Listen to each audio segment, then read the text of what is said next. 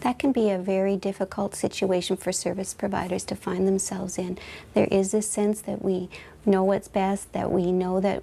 we want women to stop using substances, and there can definitely be that sense that we want to encourage them to do that.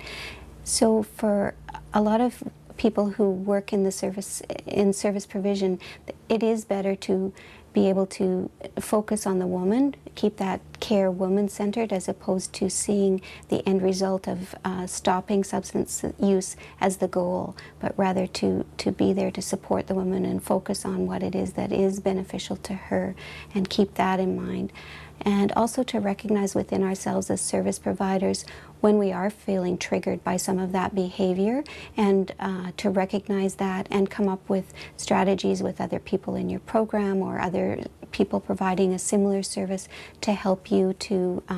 reduce that sense of pressure on the woman. Anytime that there is this sense of pressure created, we often find that there will be resistance coming back at us from the woman's perspective, and that's definitely a situation we know is not going to be win-win for anyone. That it often leads to a situation where women will actually withdraw from the service, and that is the last thing. We really want to keep them engaged and feeling supported and continuing to move on. We need to allow women to understand that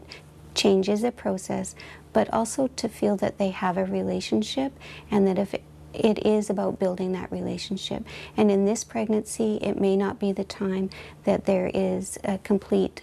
cessation of substance use, but we know that if that relationship is built, it can often lay the groundwork for future